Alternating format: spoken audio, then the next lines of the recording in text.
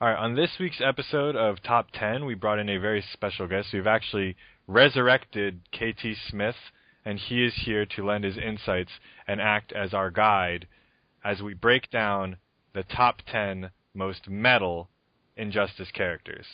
So first on the list, number 10, we've got Deathstroke. What makes Deathstroke so metal? Well, beyond being a cold and calculated killer, he has enough bullet belts to make all of the black metal bands on the planet jealous simultaneously. He does kill people for money, but then is being metal just a profession to him? I would say so. I like to think of Deathstroke in his Slade Teen Titans incarnation. Is picking on children metal? It is, especially when it's Robin and friends. Alright, so picking on like children. punk-ass kids is pretty metal. Punk-ass kids. Alright. So you got Bandoliers, kills people for money. His name's Deathstroke. That's pretty metal. That's very metal. I remember at one point he got like his soul stolen by Trigon or whatever and was like an actual skeleton just inside the suit and then had to go fight demons to get his soul back from hell. Well, shit. If that happened in Injustice, he'd probably be a lot higher. Yeah, that's like season 4 of Teen Titans or whatever, the show, cartoon show. I mean, it's just me being a fan of the show. You're gonna lose your metal cred. Whatever. I make everything I touch metal. My cred is... You're like Midas of metal. I am the Midas of metal. Whatever I declare to be metal is so. Okay, number 9. We've got Bane. Let's talk about Bane. What makes Bane so metal? Is roiding metal? The performance enhancer? Yes. Getting juice? Yeah, is juicing metal? Juicing is definitely not metal. You definitely need a popped collar if you're going to talk about juicing. But Bane has lots of other stuff going for him that makes him metal. Particularly how brutal he is. He was born in a prison, right? So that's sort of metal. Yeah, there's pretty much no non-supernatural place you could be born that's more metal than that. If we're talking about keeping it real, a prison is the most real place you could be born. Especially in how he talks about the darkness, being a part of the darkness. Batman is a darkness poser. Alright. So Bane, kind of metal, but he's only number 9. Let's move on. Number 8 on our list is Black Adam. Having the name, or having the title Black in your name, I think is automatically metal points, correct? Yeah. But I was recently informed by Phase 3 that Black Adam takes all of his power from Egyptian gods, which I did not know until just a few minutes ago. And that is outrageously metal. For anyone who is even familiar with the band Nile, everything Egypt is as brutal as it comes. So we're talking like sacrifices and stuff. We're talking about sacrifices. We're talking about burning pits where people are forced to eat their own excrement. This is all stuff Black Adam stands for. Yeah, this is all the stuff that Black Adam has to do with. Plus, the pharaohs are pretty sweet. They have thousands of slaves. Slavery is metal. I mean, if Does that make like the classic Southern America metal? No, well, I mean, slavery on the basis of race is kind of just like a dick thing. But if you're just for power, yeah. But if you're just an emperor that has like enslaved the whole world or whatever, that's metal. That's metal. Okay. Yeah. So if you have slaves of multiple races, then you're metal. Yeah. if you're a non-discriminatory slaver. Yeah, it's not about because everyone is inferior to you, not just specific races or whatever. Just every single person is inferior to the Egyptian pharaohs and apparently Black Adam too. Alright, so Black Adam coming in at number 8. Number 7, we've got Killer Frost. So let's talk about ice, and apparently that's inherently metal. Yeah, there's the entire genre of black metal is basically based around the idea that everything cold and icy and frostbitten is the pinnacle of metal. The black metal bands basically originate exclusively from Norway, and they will routinely walk around in the snowy woods shirtless just because. Her primary costume is it's a little bit too pretty. Maybe it's like Nightwish or some shit. But she would be metal for the same reason that Sub-Zero would be metal. Okay, but she doesn't rip out any spines that we know. But she's a psychopath, and she doesn't really give a shit about killing people. Good. I think. All right, so that should just about do it. Yeah. Number 6, we have Aquaman. This one I think is going to surprise a lot of Yeah, people. go ahead, KT. Take it away. Give us All right. the reason why Aquaman deserves top 6. Not only does Aquaman in Injustice particularly deserve top 6, he was actually my number 1 on my personal list because of one moment in the one Aquaman reveal trailer. Like, yeah, he's got a trident and he kills people with sharks or whatever for his super.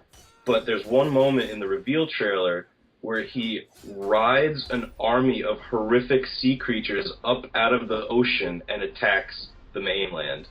And that is, like, he has his own personal army of Lovecraftian horrors at his disposal. That might be the most metal thing I could ever think of in my whole life. One of the most metal things ever. Cthulhu gets like 10 out of 10 metal points. Right. And being even loosely tied to him. Anything that's remotely close to Cthulhu is metal. Okay. So that's why he was my number 1, just for that one scene. But being at heart a sensitive and compassionate person, does that diminish his metal? Only if it becomes a weakness does it diminish his metalness. All right. It kind of does. Well, and yeah, he would have to lose. Man lore. Yeah, he'd have to lose points for that.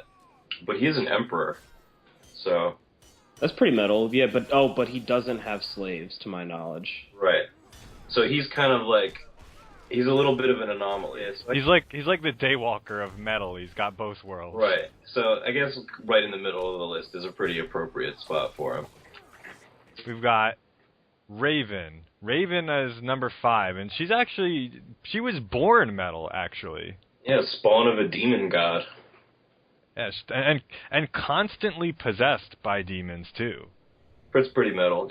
Just like tossing some demons around can always create something metal. But I guess she also says "Darkness take you." She does say "Darkness take you." Pretty metal line. It's in the game. Okay, yeah. So Raven, though, I guess the one thing that makes Raven sort of sit around number 5 and not any higher is the fact that she actually doesn't really embrace the metal side of her family. Yeah, she like when she becomes like too powerful, she's afraid that she's gonna hurt people, so she goes and like locks herself away for a while until she like controls herself or her powers get weaker. That, in my opinion, is not metal, and that's being a bitch. Yeah, that doesn't seem like a very metal thing to do to hide away when you're most powerful. I mean, giving a shit is not metal, right? Yeah. Because I feel like everybody above Raven has no fucks to give. That's pretty big. All right. So Raven's pretty metal. All right, at number 4, we have the Joker, who, this guy, quoting Michael Caine, he just wants to see the world burn. And, at the end of every match, he sets you on fire and then watches you for an infinite amount of time if you so leave the screen be. Yeah, he burns you to death every single time he wins a match. Damn, fatality? Yeah, he essentially kills you, burns you to death. You just lay there on fire, and he doesn't leave either. He watches the whole thing. Yeah, Joker is definitely up there for being a vicious killer and sort of immune to pain, I guess. Yeah, and immune to like psychological trauma. What about this is like such a metal moment in the Injustice comics? He got punched through by Superman, and he was laughing as he got a hole punched through him. Yeah, that's like a position of conviction that is extremely metal. There's metalness in having power like that. I mean, yeah, it's pretty. When you get impaled by someone's fist and you laugh, to me, that's pretty fucking metal. Yeah, that means that you live metal 24/7. That you die metal. It's not. Yeah, it's not an act. It is a lifestyle. Yeah, he does lose some points for being a clown, though. Oh, okay. So wait, ICP's not metal. Yeah, you could. As violent Jay is, he's not metal. Well, if it helps, though, every single time the Joker enters the stage, he kills a cop and plays with his corpse. Is that metal? That's kind of funny, actually. but is it metal? Well, yeah, it is. It's definitely metal to do that. I mean, I don't want to set a precedent for cop killing being metal, because that's definitely not metal. It's actually kind of corny to go around talking about killing cops, but Joker does it tastefully. There's a lot of intricacies, a lot of in and outs as to what's metal and what's not metal. Well, I'm glad you're here to guide us. Okay, so we at least established that the Joker he's pretty metal. But number 3, this one, Andrew, what do you think about number 3? Having Grundy at number 3, I think, is a really good choice. Every time that you pick Grundy, he's born again, and then he dies. I think dying is very metal, and this guy dies on a regular basis. Once a week, this man dies. He has weapons in his back that he just leaves in his back for convenience. He tombstones you, like, not Undertaker style, but like with a physical tombstone. He does tombstone you WWE style. Oh, as well. Okay. Yeah, he does. That move that killed like dozens of kids in the 90s. He does that to you.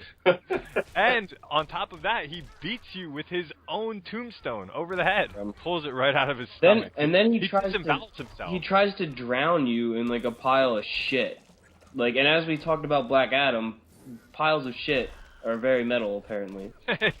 Exactly. Yeah, Grundy definitely takes care of, like, the graveyard side of the metal spectrum. So that's, like, the kind of thing I'm thinking for Grundy. It's all about graveyards. It's kind of like thrashy metal, kind of like more dirty kind of thing, rather than, like, the polished power of something like Black Adam.